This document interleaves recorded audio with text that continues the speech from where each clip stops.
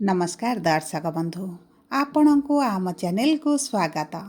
आजिर भिडियोटी समस्त मीन राशि व्यक्ति विशेषों बहुत अधिक गुरुत्वपूर्ण रही। से आपणकर जदि मीन राशि होता है तेबे यही भिडियोटी को थरे मात्र निश्चित भाव शेष पर्यंत देखंतु एवं निजर व्यस्त समय मध्यरु मात्र 10 मिनिट समय आपण निज पाई दियंतु एवं जानतु एही सेप्टेम्बर मासरे हेबाकु थिबा विराट परिवर्तनर भविष्यवाणी विषय देखंतु दर्शक बंधु दीर्घ दिन परे एही सेप्टेम्बर मासरे 4टी प्रमुख ग्रह करुछंती परिवर्तन निजर राशि रे एवं चलन रे जहा फल रे आपणक जीवन रे किछि उच्च नीच भली परिस्थिति मध्य सृष्टि करिवे एवं यही परिस्थिति आपणकर यही सेप्टेम्बर मासर यही तारीख गुड़िकरे निश्चित भाव देखा देखंतु दर्शक बंधु यही सेप्टेम्बर मासरे 15 तारीख दिन आपणक जीवन रे हेबो महापरिवर्तन। कारण 15 सेप्टेम्बर बुध करिवे राशि परिवर्तन, 15 सेप्टेम्बर शुक्र मध्य करिवे राशि परिवर्तन एवं 15 सेप्टेम्बर मंगल मध्य करुछंती राशि परिवर्तन। जहा फल रे आपणक राशि रे गोटिए दिन रे 3टी ग्रहंकर परिवर्तन निश्चित भाव रे प्रभाव पकाइब एवं आपणकर एही तारीख गुड़िकरे बड़ बड़ घटना घटी पारे। सेथिपाई आपण आम सह भिडियोर शेष पर्यंत जोड़ी होई रुहंतु एवं जानतु एही तारीख गुड़िकरे आपणक जीवन रे शुभ परिवर्तन हेबो ना अशुभ प्रभाव पड़िबो ता सहित जानतु आपणकर केउ क्षेत्रटी प्रभावित हेबो। आपणकर स्वास्थ्य ना शिक्षा ना प्रेम संपर्क ना वैवाहिक जीवन ना पारिवारिक संपर्क ना क्यारियर ना आपणकर व्यापार वाणिज्य। कारण देखंतु एही सेप्टेम्बर मास आपणक भाग्य रे आनिबो बड़ परिवर्तन ताहा शुभ कि अशुभ ताहा भिडियोटी को शेष पर्यंत देखिले निश्चित भाव रे जानि परिबे। जदि भी आपणकर अशुभ परिवर्तन हुए तेबे शेष भाग रे आपणक पई किछि सहज प्रतिकार दिया जाइछि जहाको आपण प्रतिदिन कले आपणक जीवनर अशुभत्व धीरे धीरे दूर होई जिवो। चलंतु एबे आरंभ करिबा आजिर कार्यक्रम। किंतु भिडियोटी आरंभ करिबा पूर्वरु जदि आपणकर भी मीन राशि होइथाए एवं आपण भी ईश्वर को आंतरिक भक्ति एवं विश्वास करती तेबे भिडियोटी को लाइक करंतु एवं कमेंट बॉक्स रे जय जगन्नाथ जय माँ लक्ष्मी अवश्य लिखि दियंतु। ताहा सहित आपणक मन रे जहाँ भी प्रश्न रही जहाँ भी द्वंद्व रही आपण कमेंट बॉक्स रे लिखि जणांतु।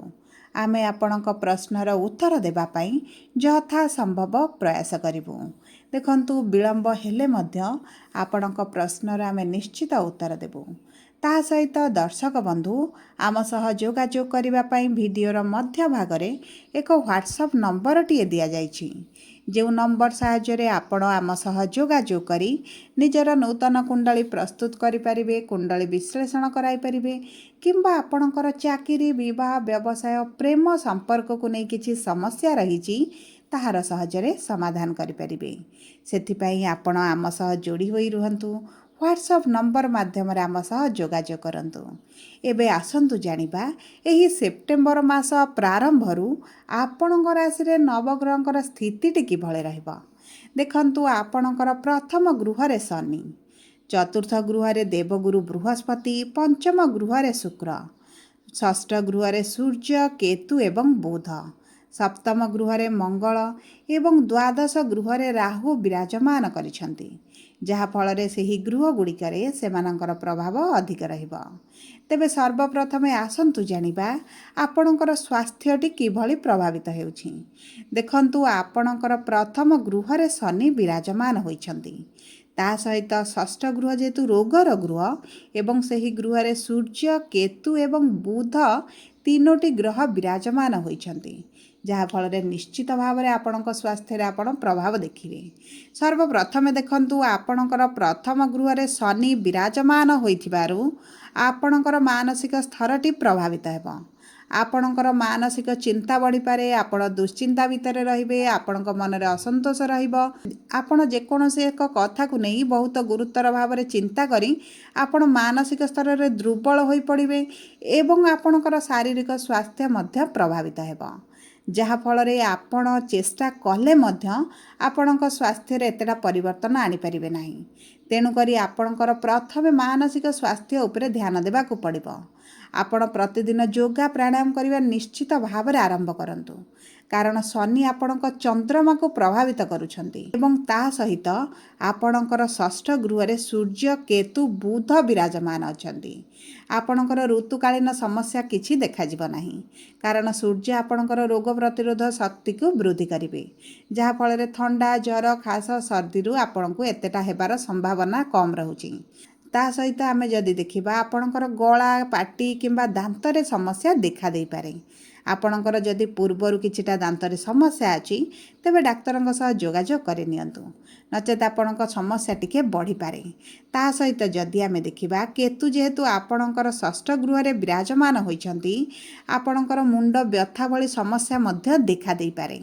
ଦେଖନ୍ତୁ, ଯଦି ଆପଣଙ୍କ କୁଣ୍ଡଳୀରେ କେତୁ ଭଲ ସ୍ଥିତିରେ ଥିବେ, ତେବେ ଆପଣଙ୍କର ଏହି ସମସ୍ୟା ଦେଖାଯିବ ନାହିଁ।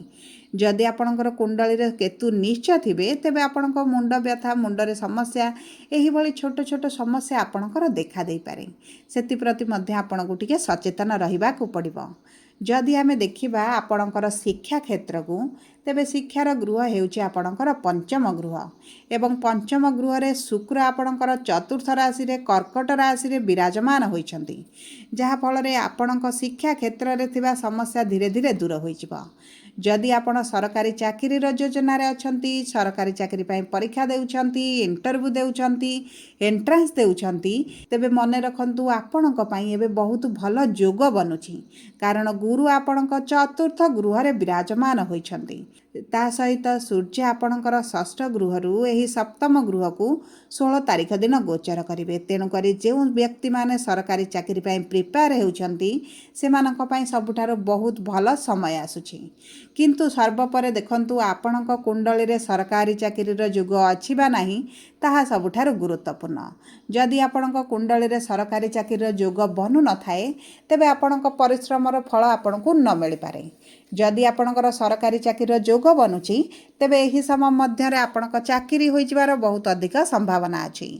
ଯଦି ଆମେ ଦେଖିବା ଆପଣଙ୍କ ପ୍ରେମ ସମ୍ପର୍କକୁ, ପ୍ରେମ ସମ୍ପର୍କ ଆପଣଙ୍କର ବହୁତ ଭଲ ରହିବ। ଆପଣଙ୍କ ସମ୍ପର୍କରେ ମଧୁରତା ଆସିବ, ଆପଣଙ୍କ ସାଥୀଙ୍କ ସହିତ ନିକଟତରତା ବଢ଼ିପାରେ ଏବଂ ଦେଖନ୍ତୁ, ଆପଣଙ୍କର ସାଥୀଙ୍କ ସହିତ ଆପଣ କୌଣସି ସ୍ଥାନକୁ ବୁଲିବାକୁ ଯାଇପାରନ୍ତି, ଏକତ୍ର ସମୟ ଅତିବାହିତ କରିପାରନ୍ତି ଏବଂ ଏହି ସମୟଟି ଆପଣଙ୍କ ପ୍ରେମ ସମ୍ପର୍କ ପାଇଁ ବହୁତ ଭଲ ରହିଛି। ଯଦି ବି ପୂର୍ବରୁ ସମସ୍ୟା ଥିଲା, ତାହା ଆପଣଙ୍କର ଦୂର ହୋଇଯିବ। ଯଦି ଆମେ ଦେଖିବା ଆପଣଙ୍କର ବିବାହର ଯୋଗକୁ, ତେବେ ଦେଖନ୍ତୁ, ଆପଣଙ୍କର ସପ୍ତମ ଗୃହକୁ ସୂର୍ଯ୍ୟ, ବୁଧ ଗୋଚର କରୁଛନ୍ତି। ତା ସହିତ ମଙ୍ଗଳ ଆପଣଙ୍କର ଅଷ୍ଟମ ଗୃହକୁ ଗୋଚର କରିବେ, ଯାହାଫଳରେ ଆପଣଙ୍କ ବିବାହ ପାଇଁ ମଧ୍ୟ ଭଲ ସମ୍ଭାବନାଟି ରହୁଛି। ତା ସହିତ ଆପଣଙ୍କର ପ୍ରଥମ ଗୃହରେ ଶନି ବିରାଜମାନ କରି ସପ୍ତମ ଗୃହକୁ ଦୃଷ୍ଟି ଦେଉଛନ୍ତି। ଗୁରୁଙ୍କର ଦୃଷ୍ଟି ମଧ୍ୟ ଆପଣଙ୍କର ସପ୍ତମ ଗୃହକୁ ରହିଛି, ଯାହାଫଳରେ ଆପଣଙ୍କ ମାଙ୍ଗଳିକ କାର୍ଯ୍ୟ ମଧ୍ୟ ଅନୁଷ୍ଠିତ ହେବ।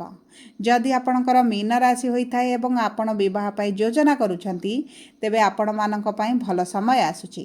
କିନ୍ତୁ ଆପଣଙ୍କର ପ୍ରଥମ ଗୃହରେ ଚନ୍ଦ୍ରଙ୍କୁ ଶନି ପ୍ରଭାବିତ କରୁଥିବାରୁ ବିବାହରେ ଆପଣ ବିଳମ୍ବ ଦେଖିପାରନ୍ତି।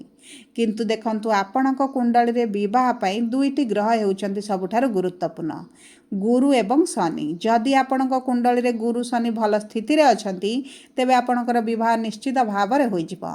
ଯଦି ଆପଣଙ୍କ କୁଣ୍ଡଳୀରେ ଗୁରୁ କିମ୍ବା ଶନିଙ୍କ ଭିତରୁ କେହି ବି ଜଣେ ପୀଡ଼ିତ ଥାନ୍ତି, ତେବେ ଆପଣ ବିବାହରେ ବିଳମ୍ବ ଦେଖିବେ, କାରଣ ଆପଣଙ୍କର ଶନିଙ୍କର 7.5 ଚାଲିଛି। ଆପଣଙ୍କ କାର୍ଯ୍ୟରେ ବିଳମ୍ବ ହେବ, ହଠାତ୍ ବିବାହ ଭାଙ୍ଗି ଯାଇପାରେ, ବିବାହ ନ ଆସିପାରେ, ବିବାହ ପ୍ରସ୍ତାବ ବହୁତ ଆସିବ କିନ୍ତୁ ଆପଣଙ୍କର ଠିକ୍ ହୋଇପାରୁନଥିବ କିମ୍ବା ଆପଣଙ୍କ ମନ ପସନ୍ଦର ବିବାହ ପ୍ରସ୍ତାବ ଆସୁନଥିବ। ସେଥିପାଇଁ ଆପଣ ପ୍ରଥମେ ଆପଣଙ୍କ କୁଣ୍ଡଳୀକୁ ବିଶ୍ଳେଷଣ କରନ୍ତୁ, ଜାଣନ୍ତୁ ଆପଣଙ୍କ କୁଣ୍ଡଳୀରେ ଗୁରୁ କିମ୍ବା ଶନିଙ୍କର ସ୍ଥିତିଟି କିଭଳି ରହିଛି। ଯଦି କେହି ପୀଡ଼ିତ ଥାନ୍ତି ତେବେ କିଛିଟା ସହଜ ଉପାୟ କରନ୍ତୁ, ପ୍ରତିକାର କରି ଆପଣଙ୍କ ଜୀବନର ଅଶୁଭତ୍ୱକୁ ଦୂର କରନ୍ତୁ। ଯଦି ଆମେ ଦେଖିବା ଆପଣଙ୍କ ବୈବାହିକ ସମ୍ପର୍କକୁ, ତେବେ ବୈବାହିକ ସମ୍ପର୍କ ଭଲ ରହିବ, କିନ୍ତୁ ଆପଣଙ୍କର ସାଥୀଙ୍କର ରାଗ ଚିଡ଼ିଚିଡ଼ା ସ୍ୱଭାବ ଟିକେ ବଢ଼ିପାରେ। ଏମିତିକି ଆପଣଙ୍କ ସାଥୀଙ୍କର ଜିଦି ମଧ୍ୟ ଟିକେ ଦେଖାଦେଇପାରେ। ସେଥିପ୍ରତି ଆପଣଙ୍କୁ ଟିକେ ଦୃଷ୍ଟି ଦେବାକୁ ପଡ଼ିବ। ନଚେତ୍ ମୋଟାମୋଟି ଭାବେ ଦେଖିବାକୁ ଗଲେ ଆପଣଙ୍କ ସମ୍ପର୍କ ଭଲ ରହିବ। ଦେଖନ୍ତୁ, ଯେହେତୁ ମଙ୍ଗଳ ଆପଣଙ୍କର ଅଷ୍ଟମ ଗୃହକୁ ଗୋଚର କରିବେ, ଆପଣଙ୍କ ସମ୍ପର୍କରେ ଯାହା ବି ପୂର୍ବରୁ ସମସ୍ୟା ଚାଲିଥିଲା ତାହା ଦୂର ହୋଇଯିବ।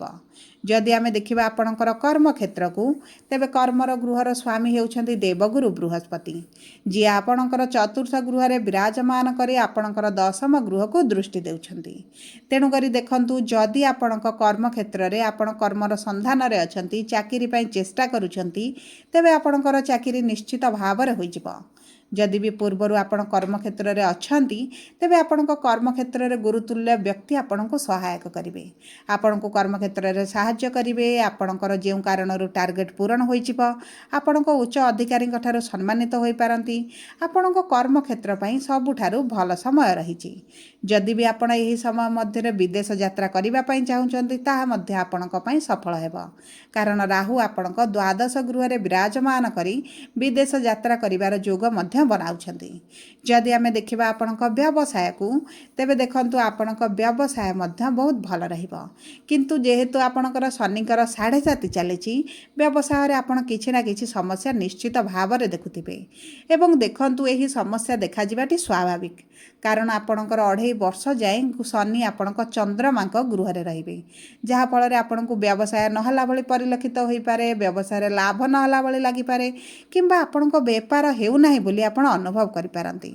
ତେବେ ଦେଖନ୍ତୁ, ଆପଣଙ୍କର ଯଦି ଏହିସବୁ ସମସ୍ୟା ଆପଣ ପ୍ରତିଦିନ ଜୀବନରେ ଦେଖୁଛନ୍ତି, ତେବେ ଆପଣ ନିଶ୍ଚିତ ଭାବରେ କୁଣ୍ଡଳୀକୁ ଦେଖାନ୍ତୁ। ଆପଣଙ୍କ କୁଣ୍ଡଳୀରେ ଶନିଙ୍କର କିଛିଟା ପ୍ରତିକାର କରନ୍ତୁ, ଯାହା ଆପଣଙ୍କ ବ୍ୟବସାୟରେ ଧୀରେ ଧୀରେ ଉନ୍ନତି ଆଣିବ।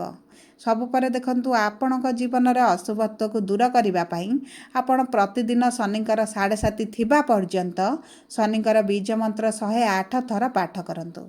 ତା ସହିତ ଗୁରୁଙ୍କର ବୀଜ ମନ୍ତ୍ର ଜପ କରନ୍ତୁ, ବିଷ୍ଣୁ ସହସ୍ରନାମ ପାଠ କରନ୍ତୁ ଏବଂ ଚେଷ୍ଟା କରନ୍ତୁ ପ୍ରତି ମଙ୍ଗଳବାର ଶନିବାର ଦିନ ହନୁମାନଙ୍କ ମନ୍ଦିର ଯାଇ ତେଲ ଏବଂ ସିନ୍ଦୁର ଅର୍ପଣ କରିବା ପାଇଁ ଚେଷ୍ଟା କରିବେ। ମନ୍ଦିରରେ କିଛି ସମୟ ଅତିବାହିତ କରିବେ ଏବଂ ହନୁମାନ ଚାଳିଶା ପାଠ କରି ଆସିବେ, ଯାହାଫଳରେ ଆପଣଙ୍କର ନକାରାତ୍ମକ ଶକ୍ତି ଦୂର ହୋଇଯିବ। ସବୁ ପରେ ଯଦି ଆପଣଙ୍କର ମୀନ ରାଶି ହୋଇଥାଏ, ଭିଡ଼ିଓଟି କିଭଳି ଲାଗିଲା କମେଣ୍ଟ ବକ୍ସରେ ଲେଖି ଜଣାନ୍ତୁ। ଯଦି ଆପଣ ପ୍ରଥମ ଥର ଆମ ଚ୍ୟାନେଲକୁ ଆସିଛନ୍ତି, ଚ୍ୟାନେଲଟିକୁ ସବସ୍କ୍ରାଇବ୍ କରନ୍ତୁ। ପାଖରେ ଥିବା